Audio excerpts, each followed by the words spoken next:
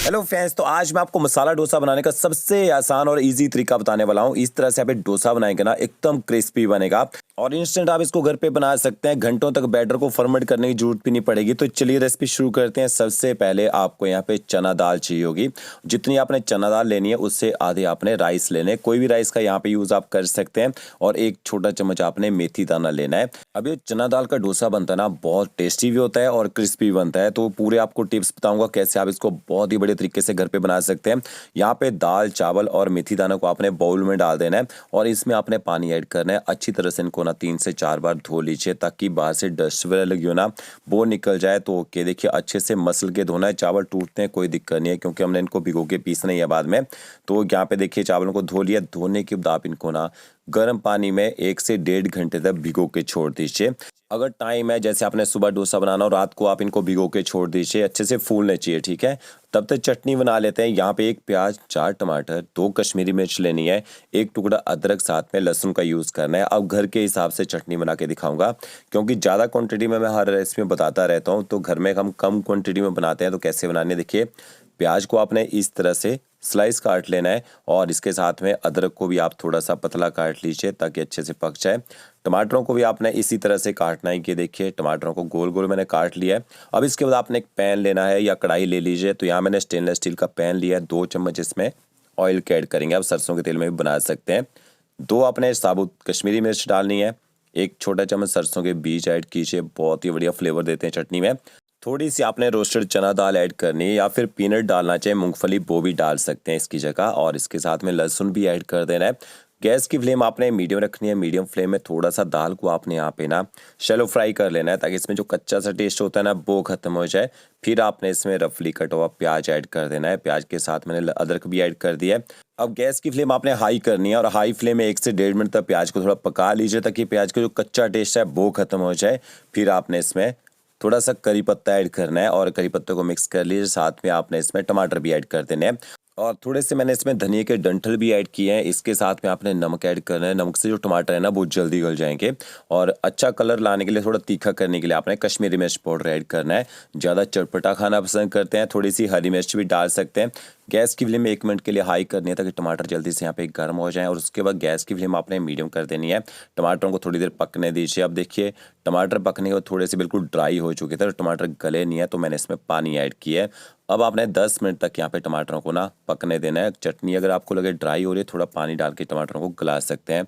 तो इस तरह से देखिए आपके जो टमाटर है ना वो गल जाने चाहिए। यहाँ पे आपने टमाटरों को थोड़ा ठंडा करना है पकने के बाद और इसको ग्राइंड कर लीजिए। तो ये देखिए कि आपकी टमाटरों की जो चटनी है वो भी यहाँ पे तैयार हो चुकी है। लगभग 2 दिन तक आप इसको फ्रिज में स्टोर करके भी रख सकते हैं। अब चटनी के ऊपर आपने छौंक का तड़का लगाना है। थोड़ा सा पैन में ऑयल डालिए, साबुत मिर्च डालनी है, साथ में सरसों के बीज ऐड कीजिएगा और इसके साथ में थोड़ा सा करी पत्ता डालना है। इसका आप जल्दी से छौंक लगा दीजिए। अगर आप लेस ऑयली बनाना चाहते हैं तो इसको आप स्किप भी कर सकते हैं, जो ऊपर से हम तड़का लगाते हैं। तो अब इसके बाद दूसरी साइड हमने दाल और चावल को भिगो के रखा था। ये देखिए गरम गरम पानी में भिगोया था तो दाल अच्छी तरह से फूल चुकी है, चावल भी अच्छे से सॉफ्ट हो चुके हैं। अभी जो पानी है ना, पूरा पानी आपने यहाँ पे निकाल देना है। अब थोड़ा अच्छा क्रंच लाने के लिए थोड़ा सा पोहा का भी यूज़ कर रहे हैं यहाँ पे। कभी भी आप दाल चावल का डोसा बनाते हैं ना, उसमें थोड़ा सा पोहा भिगो के डालिएगा, बहुत ही बढ़िया क्रंच आता है। तो क्या देखिए पोहा को यहाँ पे मैंने पानी में थोड़ा सा ना भिगो दिया है और अच्छी तरह से धो लेना है ताकि देखिए देख सकते हैं पोहा में कितनी डस्ट होती है और पानी का कलर भी कितना चेंज हो गया था। तो 2 से 3 पानी से पोहा को धो लीजिए। 5 मिनट तक आपने इसको भिगो के रखना है और 5 मिनट के बाद आपने इसका यूज़ कर लेना है।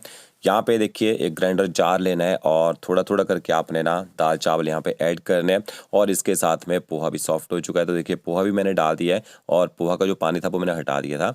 1 कप भर के हम इसमें पानी का ऐड करते हैं, ऊपर से कवर कर देते हैं और एकदम फाइन आपने इसका पेस्ट बना लेना है। ये देखिए इस तरह से।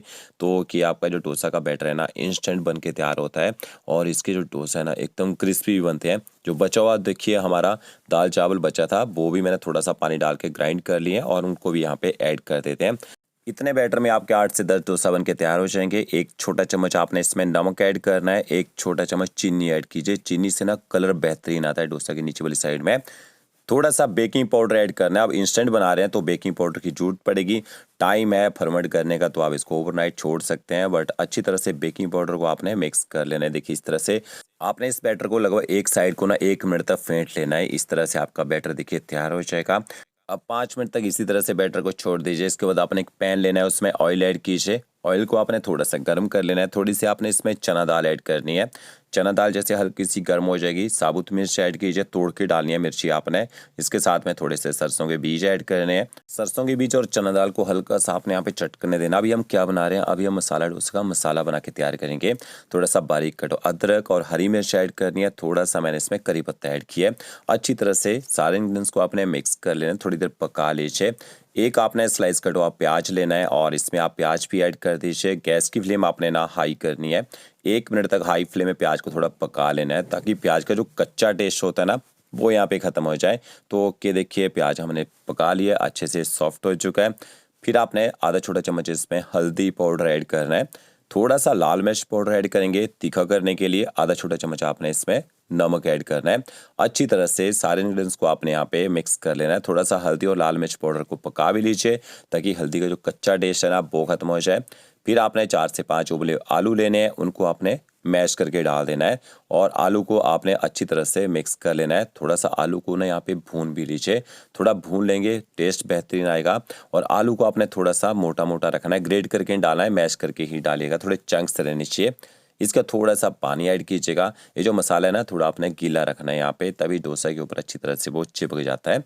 तो ये देखिए यहाँ पे 5 मिनट में आपका जो आलू का मसाला है ना, वो यहाँ पे तैयार हो जाएगा। बहुत ही ज़बरदस्त इसका टेस्ट आता है। लास्ट में ऊपर से थोड़ा हरा धनिया डाल दीजिए और हरे धनिया को भी आपने मिक्स कर लेना है। तो ये मसाला डोसा का जो मसाला है देखिए तैयार हो चुका है। इसके बाद दूसरी साइड हमने जो बैटर रखा था ना, थोड़ा सा गर्म था जब हमने इसको ग्राइंड किया था, थोड़ा मैंने इसको ठंडा होने दिया है।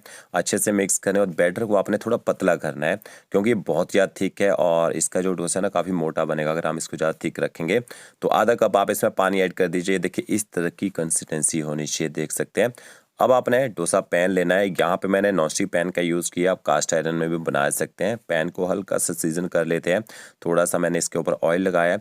अब ये ऑयल लेना, ऑयल की ज़रूरत होती नहीं है डोसा बनाने के लिए, बट हम पहले पैन को थोड़ा सेट कर लेते हैं, गर्म कर लेते हैं। फिर आपने गैस की फ्लेम बंद कर देनी है। थोड़ा इसके ऊपर ठंडा पानी डालेंगे और अच्छी तरह से जो ऑयल हमने इसके ऊपर ग्रीस किया था ना, उसको आपने हटा देना है, ठीक है। अब यहाँ पे जो आपका तवा है ना, थोड़ा गर्म होना चाहिए, ज़्यादा गर्म तवे पे नहीं डालना है। और ये देखिए 1.5 लैडल मैंने भर के डाली है और इस तरह से देख सकते हैं आपने लैडल को ना बिल्कुल हल्के हाथों से चलाते जाना है। ज़्यादा आपने लैडल को दबाना नहीं है और तवा ज़्यादा गर्म भी नहीं होना चाहिए। ज़्यादा गर्म तवा रहेगा ना, तो वहाँ से बैटर जो है ना छूट जाता है। तो ये देखिए, ये हमारा जो डोसा यहाँ पे तैयार हो चुका है। हल्का सा ऊपर से ना ऑयल लगा देते हैं इस तरह से, पर साथ साथ में ऑयल नहीं लगाना है, थोड़ा इसको ना ऊपर से सूखने देना है, ठीक है। अब चारों तरफ पैन को ना घुमा घुमा के आपने इस तरह से डोसा को पकने देना है। अब जो डोसा तवा होता है ना, वो तो उसके नीचे चारों ही और जो हीट रहती है, तो वो अच्छे से पक जाता है। बट नॉन स्टिक पैन में बना रहे हैं, तो आपको थोड़ा इसको चारों तरफ से सेकना पड़ेगा। जब इस तरह से कलर आ जाएगा, फिर आपने इसके ऊपर मसाला रख देना है। और ये देखिए कितना ज़बरदस्त कलर आया। इस तरह से फोल्ड कीजिए और इसको गर्मा गर्म आप यहाँ पे ना चटनी और सांभर के साथ सर्व कर दीजिए। तो सारे डोसे आपने इसी तरह से बना लेने हैं। और अगर आपको यह मेरा वीडियो अच्छा लगा होगा, लाइक शेयर कमेंट जरूर कीजिएगा। ओके फ्रेंड्स, मिलते हैं नई वीडियो के साथ। Thank you.